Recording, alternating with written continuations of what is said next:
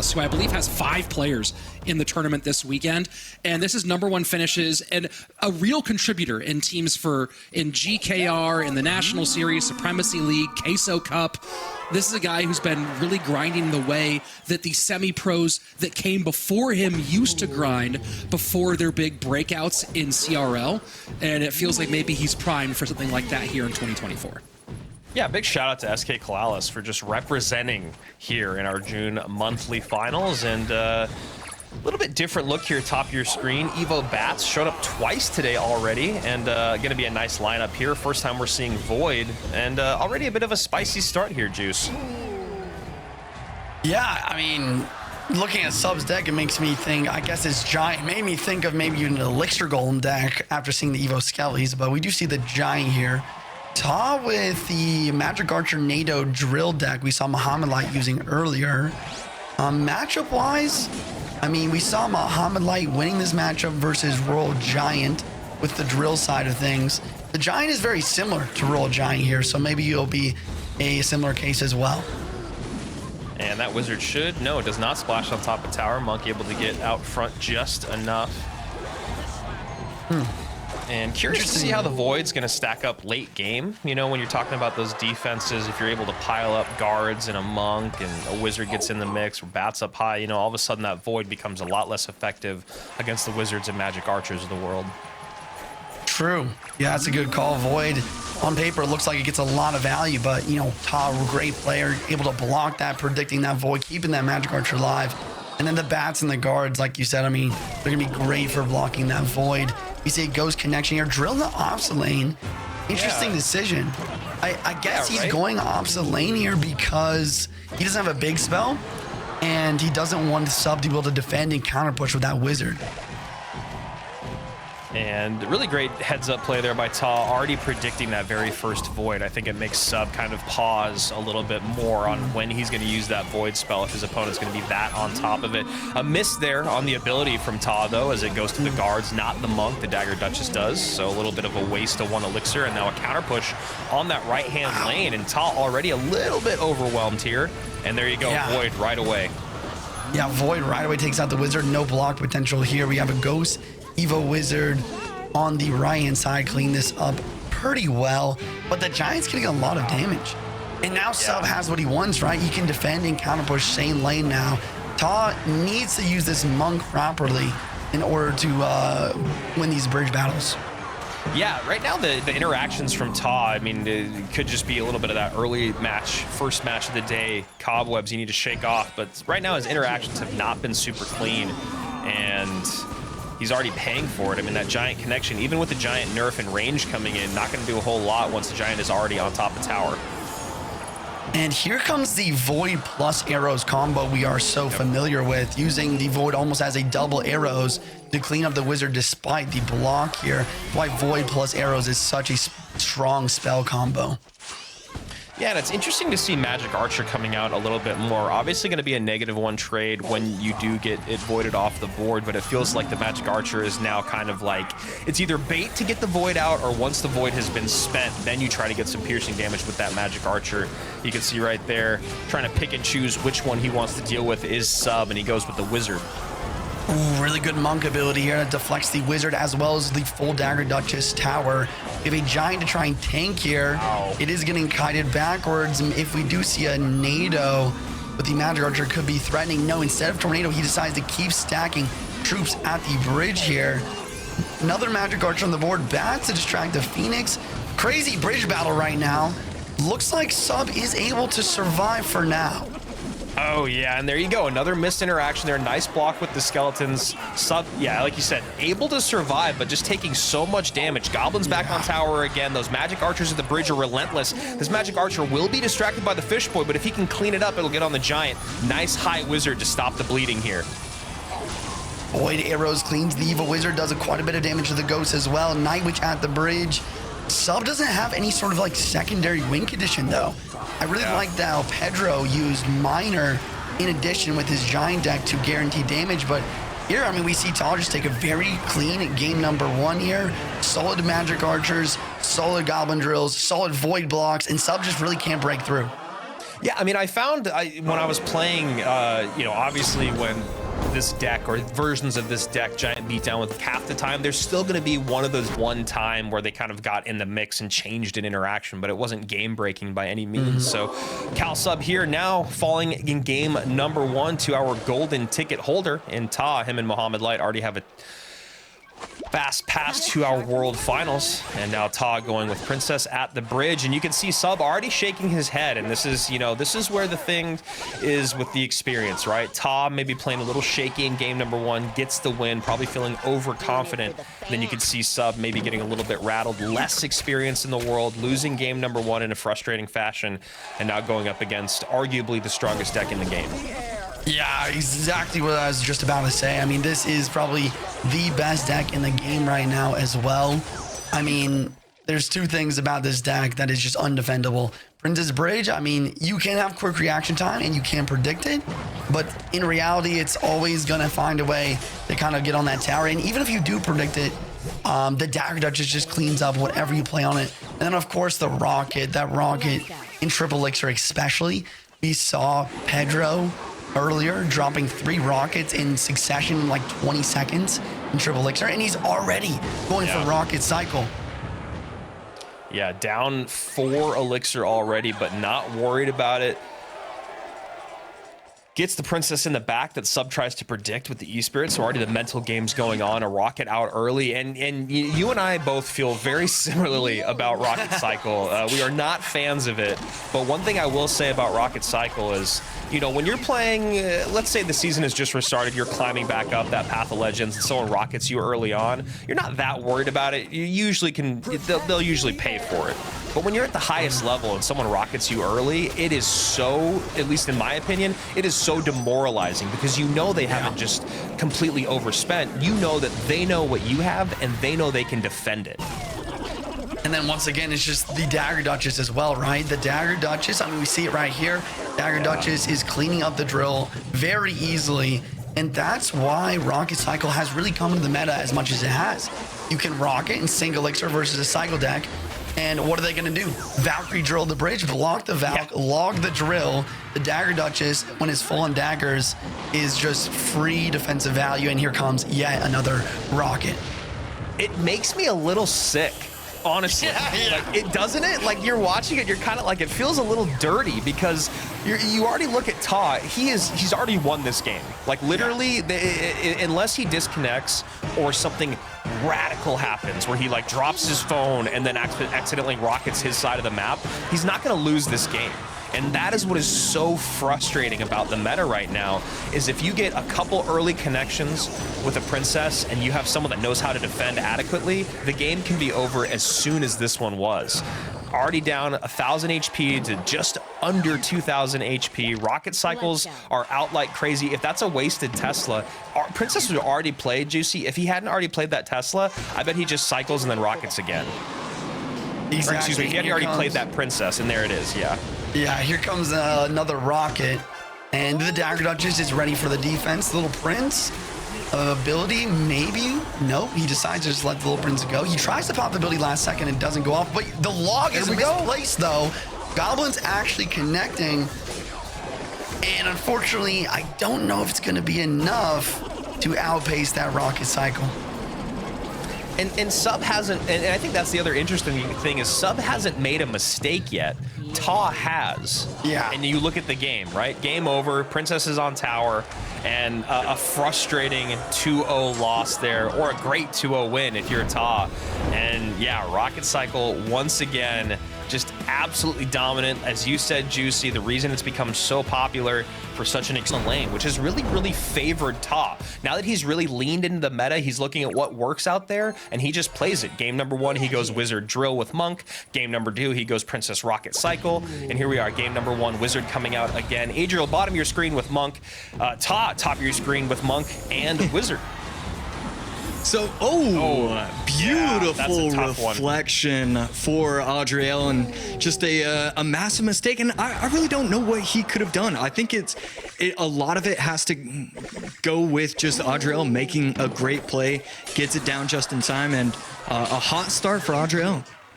Yeah, definitely. I mean, that's a really, really tough one. You look at Wizard comes down first, and where the monks were placed, and who gets the first hit, who gets pushed, and then when you activate the ability, just wishing he was one step farther away, and we'll see if that. I mean, 400 HP has decided many, many games, and that could be it right there.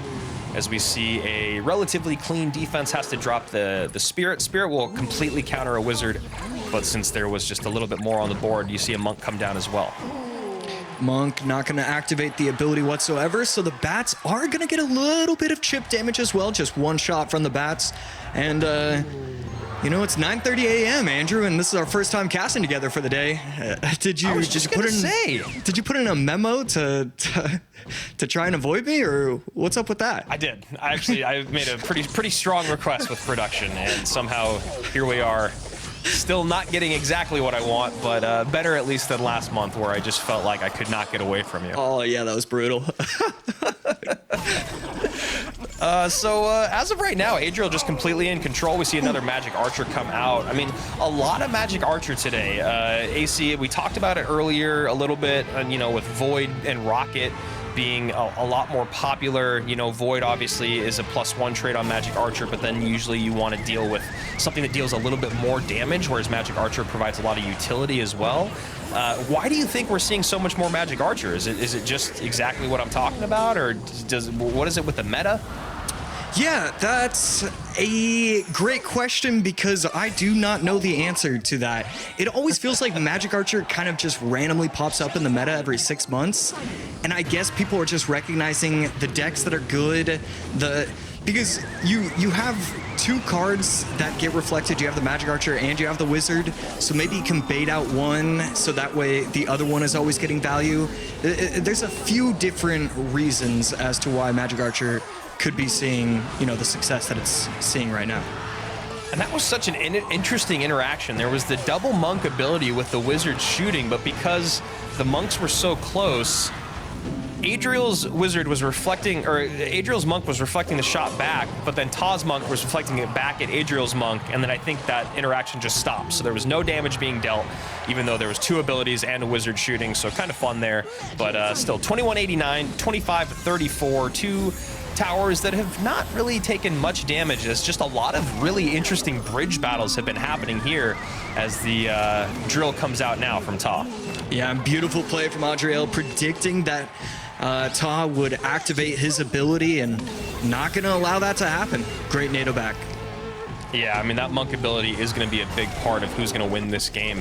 Adriel having to use his a lot more to deal with the Wizard than deal with the Dagger Duchess. That's something he's going to have to change up as time goes on.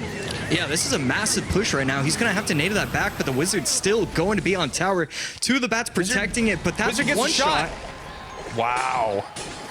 And I mean, just heavy pressure right now. Even though, there's nothing on the board, he can set up for another push. And especially with two decks that are as close as they are, I mean, it's really just Magic Archer versus Big Spell. Which one is going to be more important as we head into triple?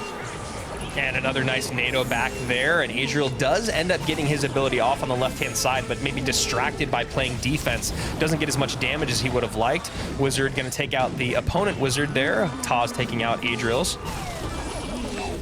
Yeah, I mean, getting a lot of chip damage right now is Taw, and that's a great Magic Archer, though. Getting the game pretty much tied up. 15-20, 18-53, and this is... You guys are kind of hearing us pause a little bit on broadcast. I think it's just because this is such a weird match to cast, AC. It's like there's like so much and so little happening at all times. I know that's such a weird thing to say, but it's like there's these weird bridge battles going on. Huge damage there on the right-hand side as Adriel gets distracted, trying to play a little bit more offense, trying to close things out. And yeah, Evo Wizard, it was really just kind of the deciding factor. Teetering on the edge of just being a little bit broken right now. I would like to see some sort of baby nerf, but if you go to 2 cycles, we're not going to see that card ever played again. Yeah, that's actually a really strong point. Maybe it's just like after the shield pops, there's maybe a longer stall between that next shot. Who knows? Yeah. as I've said for 7 years now, I do not envy the balanced team, and I'm always very grateful for what they do. But I just don't think.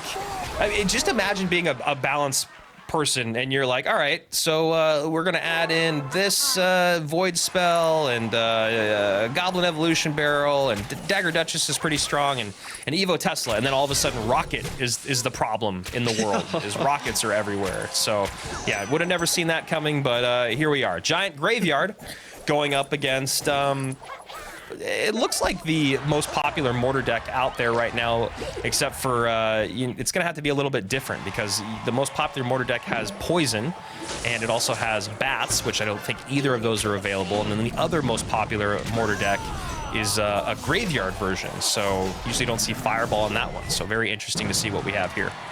Yeah, you usually don't see it, but I'm wondering if maybe Adriel is preparing for the Mother Witch. But I was talking about it with Juicy J earlier, where even the Mother Witch, it doesn't feel like it's that strong against graveyards. So I still can't figure out if Adriel is going to be running Graveyard with this. I would like to see Knight, Mortar, Fireball, Graveyard still be used. I don't think you get enough chip damage with just the Evo Mortar. Talking about Evo Mortar, looks like Adriel has around a 66% win rate with the Evo Mortar, which has had a very tumultuous 2024. It's been strong and then weak and then kind of crawled back into the meta because of our good old friend, world champion Igor, who made a deck that kind of started to make people play Evo Mortar again. But originally it was the deck that Igor made was without Evo Mortar because of the nerf. Long conversation there, I digress. And right here, going aggressive. The Evo Mortar got so much value, taking out everything. The Fireball could come down on top of the Mother Witch, but he might not even need the Fireball. Look at the left lane, look at the right lane, every lane going down. Ta, not able to stand a chance. Still gonna defend though. I always love to see a pro player defending, not willing to give up that third crown.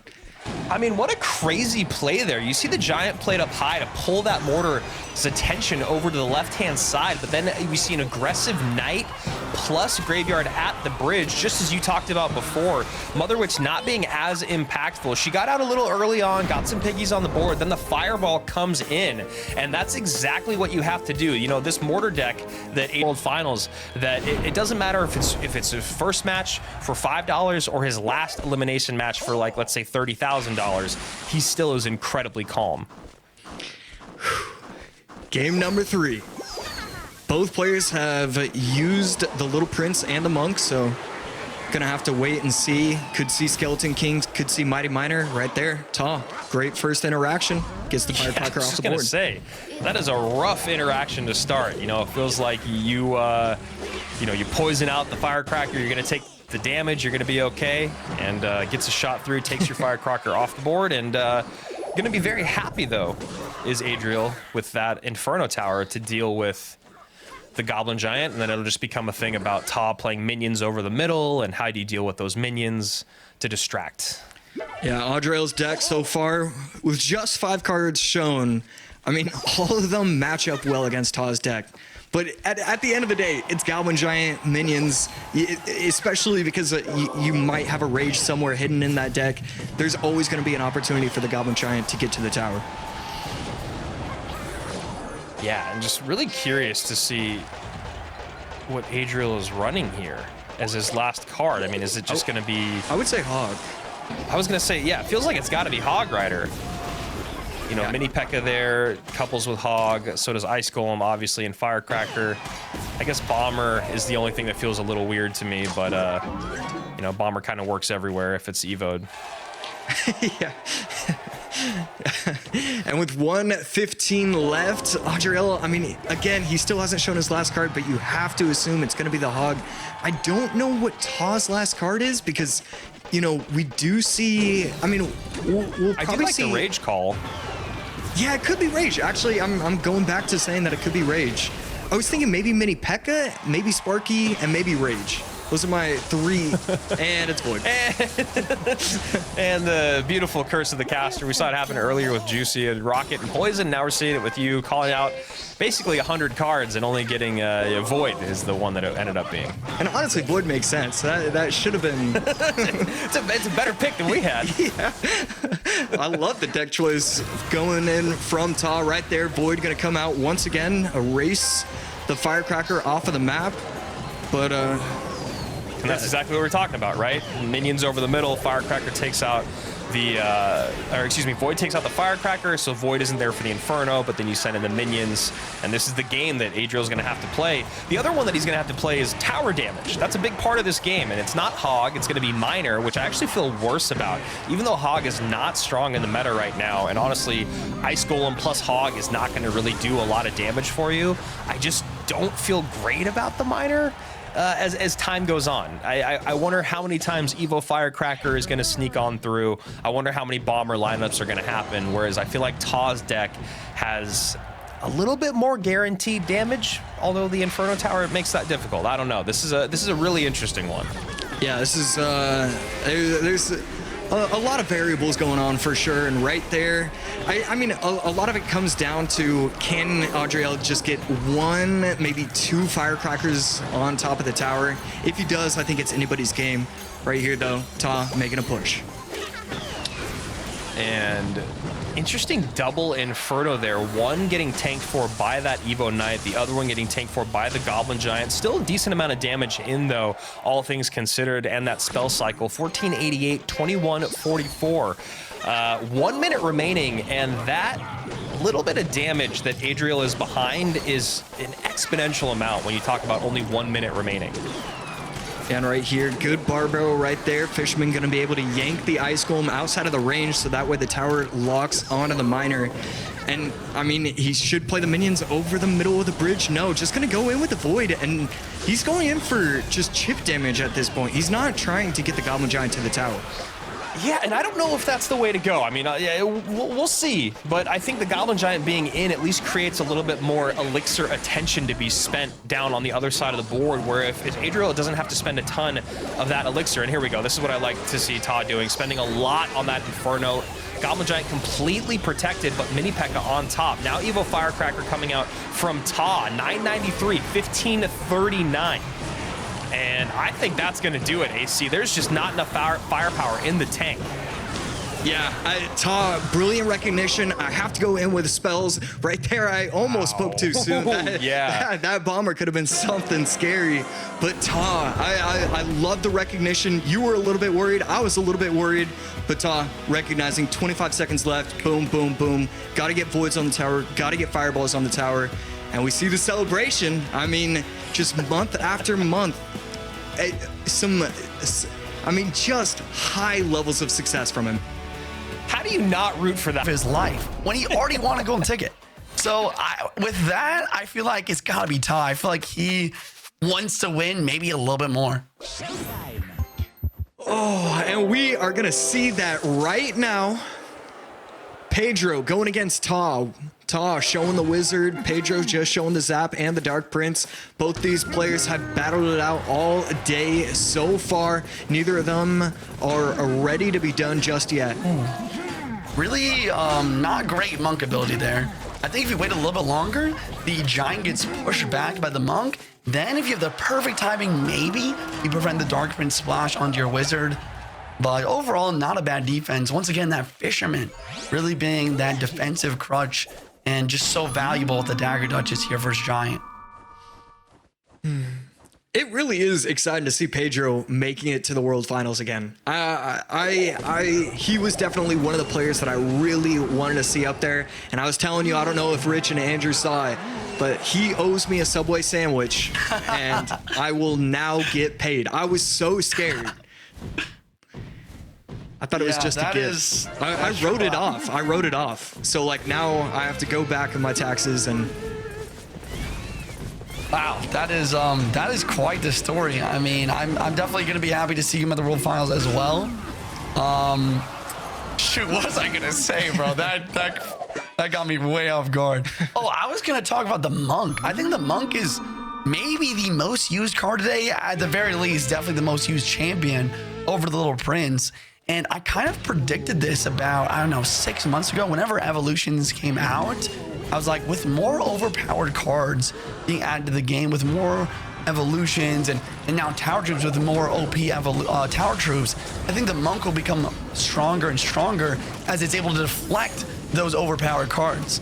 And that's what we're really seeing here. The Monk is just used so much to deflect the Evo Wizard, to deflect the Dagger Duchess especially. And I said it before, I'll say it again. I think Monk is almost a win condition in itself right now with how much damage you can get with deflecting those Dagger Duchess. Speaking of damage, I mean, look at this RG on the right side.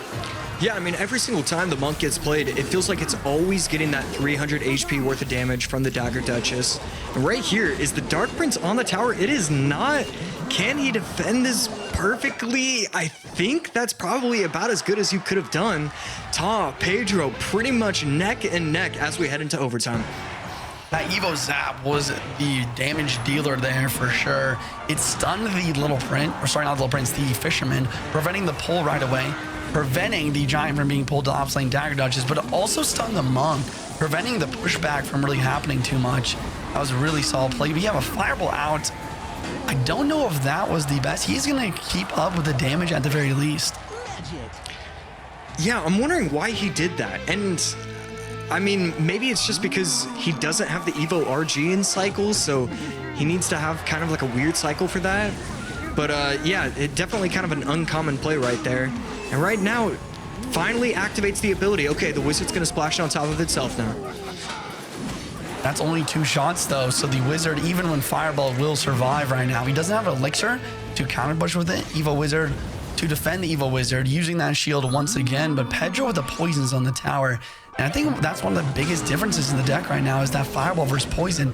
Poison is a lot easier to get down on tower. Here comes the Fireball and the Wizard though, and RG with a shot as well. And now he's back to the Evo RG. So 1 minute left, triple elixir on its way. Ta, I mean, giving up that one big push to Pedro. Other than that, it's been very clean defense. See if he can hold on with that. Pre-Barbarian Barrel, well, not really pre-Barbarian Barrel, but either way, it is going to stop the Fisherman pull. Then the Evo Zap stops the Fisherman pull. Fireball forced on defense. Dagger Duchess out of daggers. The Phoenix and the Wizard is still on the board. The Phoenix did not get distracted by the Wizard on tower for 1 shot. Wizard is trying its best to clean up. Honestly, that was better than I expected it to be for him, but now he's down damage and he needs to go on offense immediately. He does get the Monk ability off. Yeah, that's massive. He can go all in right now. We got the Evo RG on the board. I don't think, even though it's all those troops, it is going to get that 1 shot. 15 seconds left, 150 HP separating, no zap on top of the Fisherman. I think it's going to Pedro. Ta, if he can get this Fireball off and stop this Miner from doing too much, no, it's not enough. Miner Poison with the Giant strikes again. Pedro taking game 1 of this best of 3, and he's looking pretty excited as well. I mean, how could you not? Pedro, brilliant game. All it comes down to, and it was very clear. Only be focusing on 1 game at a time. That's probably your best bet. Let's see if Ta is able to forget everything that happened in game 1, able to get that reset. Pedro, he doesn't have to forget. He actually played a really good game 1. Yeah, I mean, that's the other hand, right? It's like, oh, you gotta lean to the positive vibes as well, right? And that's a tough spot. Yo, look at that. We got a double electricity evolution here. I don't know if I've seen that one before. Yeah. Pedro could be seeing the P.E.K.K.A. Battle Ram deck that we saw earlier today from Adriel, I believe. And does he get the timing right? Not exactly. Barbs are going to do absolutely next to nothing. And just allow for Ta to really set up right there. Little Prince, Giant Silly, and Nightwitch, maybe the Graveyard deck that we've seen earlier. You're right about the P.E.K.K.A. The P.E.K.K.A. seems like it will perform very well in this matchup. P.E.K.K.A. one of the best counters to Giant Skeleton. On the other hand, that Nightwitch, though, with all those bats, cleans up the P.E.K.K.A. pretty nicely. And Ta's going to have his Evolution Tesla already in cycle here. Both players waiting. I mean, 9 elixir leak from Pedro. That's a funny number to see, especially with only 2 from Ta. Yeah, it's interesting. He just decided to leak a lot of the elixir at the beginning, realizing that the Tesla would not get value. if it was just sitting there and he wasn't playing anything. But at the same time, is that really true? Because whenever you're playing an evolution, you get a value from just playing it. That's part of the reason why I'm not super fond of them. It's the first time in Clash Royale where you can get value just playing a card, even if it isn't the most optimal situation. Yeah, it's definitely something that I've thought about a lot. And really, it just kind of goes back to the mantra that Supercell has had from the beginning. But offense is fun. Let's get more aggressive. Yeah. And so that I do see what you're saying, but at the end of the day, like I just want to place troops on the map. It's funny you say that because we are now in one of the most defensive metas we've ever seen with Dagger Duchess, Rocket Cycle, Evo Tesla, just being such a strong defensive utility. But yeah, I mean, I definitely think it's true that the evolutions are meant to be exciting and add aggressiveness, but the Rocket Cycle when paired with Dagger Duchess is just so strong. Oh, yeah. Luckily, it looks like all our players are pretty upset with that deck as well, so we're not really seeing it right here, though. The Battle Ram not going to be able to get to the tower. Brilliant use of the Little Prince's ability. Good timing, not allowing the P.E.K.K.A. to get a shot on top of the Guardian. We have a little bit of a counter push. Ta going in with the Giant Skeleton plus Night Witch. It looks like the last card should be Graveyard. Is that what you're thinking as well? I don't know what it could be. Yeah, Ta's definitely got Graveyard here. Big push. He drops the Void. Okay, that will clean up. Interesting. So Pedro does have the Mother Witch for the Graveyard. Giant Skelly at the bridge. P.E.K.K.A. block here. Keeping the dagger just full on daggers in case the Graveyard drops. Looks like Ta actually specs that prediction as well, though. Maybe just baiting the P.E.K.K.A. out because he doesn't go Graveyard at all. Really smart plays. This is honestly how you play Graveyard. OG, this is how you play Graveyard anyways, versus Mother Witch. You just poison cycle and have perfect defense. Looks like that's how Ta's gonna be playing this. Right there, Little Prince going to be able to take the Night Witch down to 50%. And yeah, the OG Graveyard just trying to get poisons on top of the tower, trying to win the bridge battles whenever you possibly can. Right here, Pedro going to be able to win the bridge battle with that Mother Witch. Can he protect it? He will. This is going to be a pretty valuable Mother Witch from him.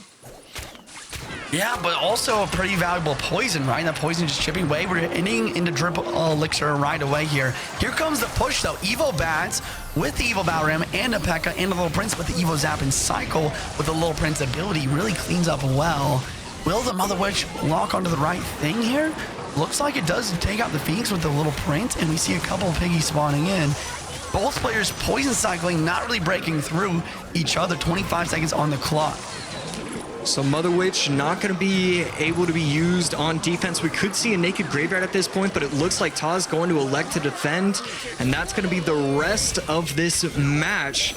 Just can't he hold on for another 10 seconds? Night Witch down with the Phoenix blocking the Void from doing max damage to the tower. Wouldn't have mattered anyways. 2 seconds, 1. And that will be a win from Ta without playing his Graveyard a single time. Literally poison after poison after poison with some zaps in the tower as well. Solid defense, relying on that Evo Tesla. And now we're 1-1 in the best of 3. Maybe you can match up well, but it just feels like Lava might be a better deck to use. And then swap in the Inferno Dragon and make a... All right, look at that. Ta using Lava. And got it.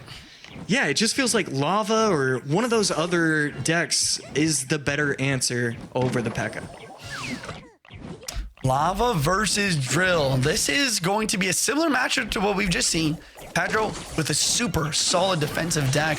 Wait, no, an Executioner as well, though. Maybe even expecting his opponent to have Lava, though, bringing out an ultra defensive deck. Yeah, so what I was gonna say is it might be a similar matchup, except Lava definitely has a better chance to break through. But it might be a similar matchup now, exactly where I just don't know if Pedro is going to... sorry, I don't know if Ta's going to be able to break through no matter what versus a Tesla Evo and Exinato.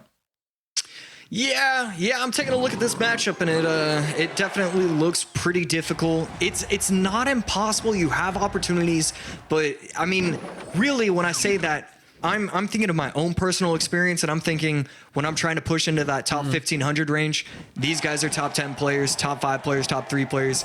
You have to have Pedro not pay attention and play perfectly, and I just don't see that happening. On the other hand of things, Pedro also might have difficult times breaking through here, as we have a Valkyrie and a Bomber for the Goblin Drill. I think it really is going to rely or depend on what Pedro's last spell is, right? I mean, let's see. He did not use Poison in the first game. It's probably Poison. Poison is definitely be very important in this match for getting damage. Wow. That is a massive error. NATOing the King Tower, and all of a sudden, I mean, I still think, even with that play just happening, I still think Pedro has the matchup advantage. He should still win this. But that is the only way he could pretty much have an opportunity to win. And Pedro just gifting his opponent right there. Yeah, not only the King Tower activation, but it's almost like Todd predicted that to happen too. He went for the arrows, even though normally the Valkyrie would take it out anyways, right? So really smart play from Ta. Maybe not the best play from Pedro. Pedro's still up damage like you said, and he's doing a great job of managing his executioners, cycling them always. Ta, a little bit maybe early with the skeleton drags here. Maybe he's worried about that lockout on the tower. I thought it was gonna lock on the lava though.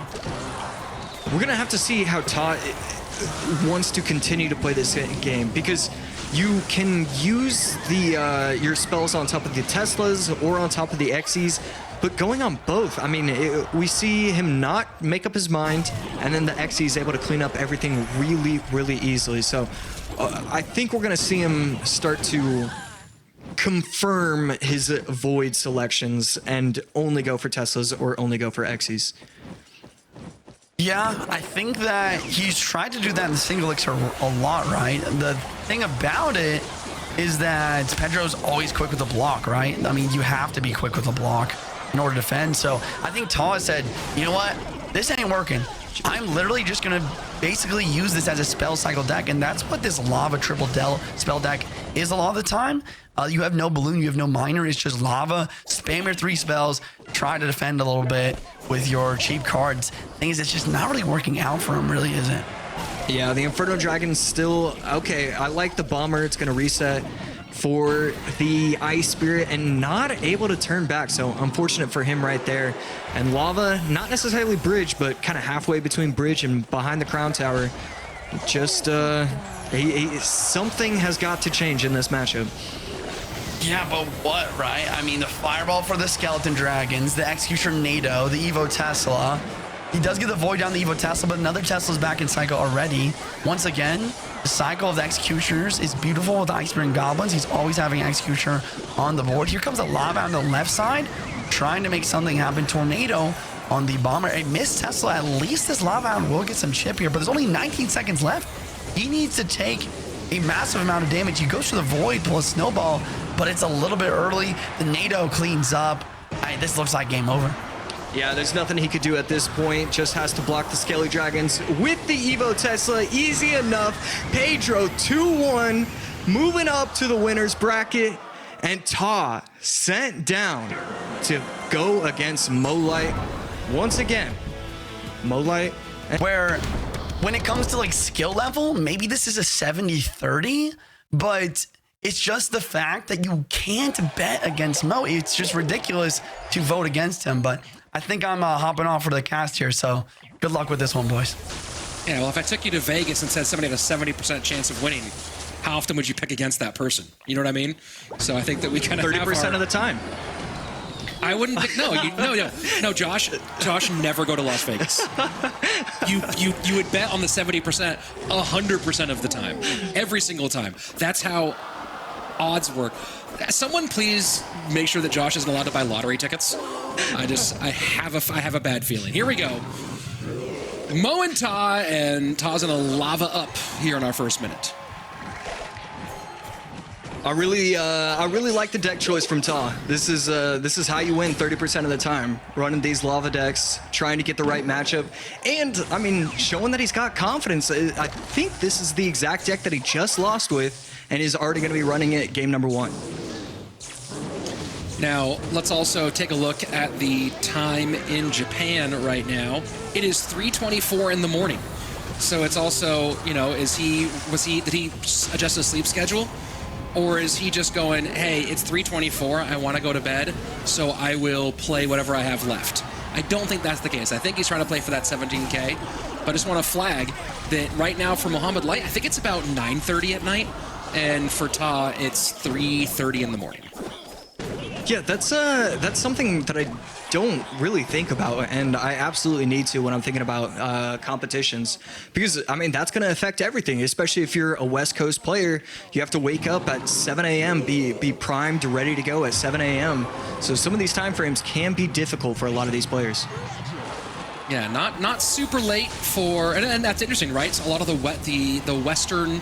The players in the United States, they have a really early wake up, right? Where, especially considering the schedule a lot of these guys keep, they might have to be up at, you were up at 5:45 this morning, right? Or you were ready to go. 5:25. I had to show up 10 minutes early today. I mean, did you do that? I showed up at 5:37. Wow, that sounds a bit more accurate. But a lot of these players in the U.S., they're waking up really early. Riley waking up in Canada very early for them, especially given the schedules a lot of them keep. The players in sort of that like Europe, the European, African, Middle Eastern time zones, they kind of have the perfect time zone for Clash Royale, right? It's early mid-afternoon for them when we get started, and then a lot of these Japanese pros in particular, they're playing, they start late at night, and they have to grind until, if Ta wins here, he's playing at 4 in the morning.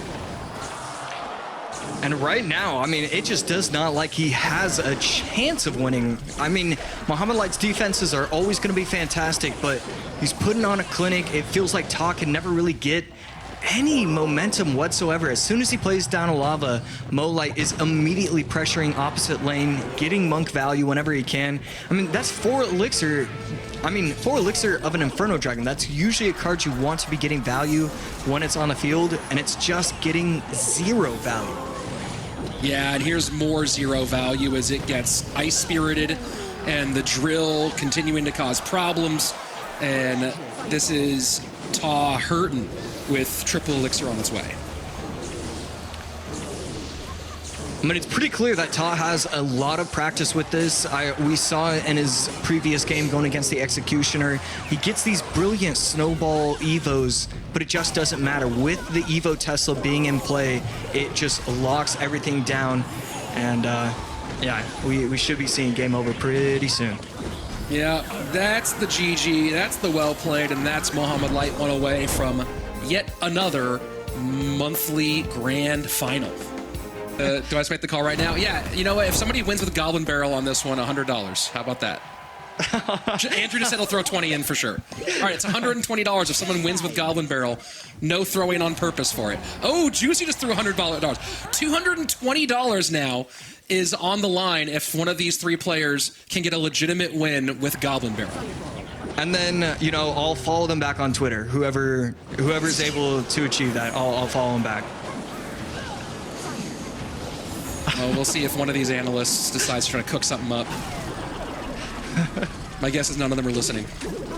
Yeah, probably not. And right there, Miner in response to the drill. Going to be a very, not necessarily a super clean defense. That's going to be 3 stabs from the Goblins. Mohamed Light going to be running Lava Miner, so probably not going to be a Loon, but I've seen Loon variants with the Miner.